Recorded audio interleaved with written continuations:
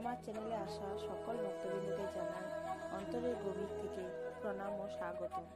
আজ আমরা জানব রাধা ও শ্রীকৃষ্ণের সেই চিরন্তন প্রেম কাহিনী, যে প্রেম শুধুমাত্র ভালোবাসা নয়, এ প্রেম ভক্তি, ত্যাগ আর আত্মার সঙ্গে পরমাত্মার মিলনের এক অপূর্ব উদাহরণ।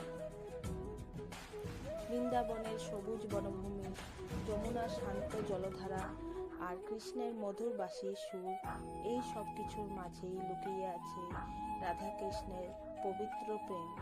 কৃষ্ণ ছিলেন সবার প্রিয়, কিন্তু রাধার সঙ্গে তার সম্পর্ক ছিল সম্পূর্ণ আলাদা। কারণ রাধা ছিলেন কৃষ্ণের হৃদয়, তার ভক্তি আর তার অন্তরের শক্তি। রাধার প্রেম ছিল নিঃস্বার্থ। তিনি কখনো কৃষ্ণকে নিজের করে পেতে চাননি। তিনি শুধু চেয়েছেন কৃষ্ণ যেন সুখী থাকেন।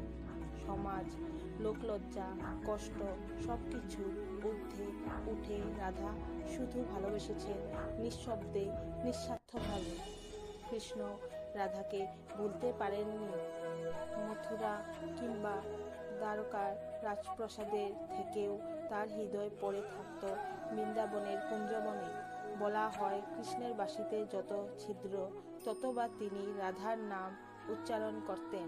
রাধা কৃষ্ণ আমাদের শেখান, ভালোবাসা মানে অধিকার নয়, ভালোবাসা মানে ত্যাগ, ভালোবাসা মানে কাছে থাকা নয়, ভালোবাসা মানে হৃদয়ে চিরকাল ধরে রাখা। আজও তাই রাধাকৃষ্ণ কেবল দেবতা নন, তারা এক চিরন্তন অনুভূতি।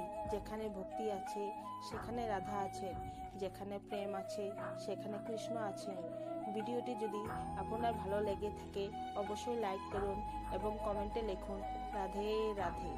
আর এমন আরও ভক্তিমূলক গল্প পেতে আমার চ্যানেলটি সাবস্ক্রাইব করুন।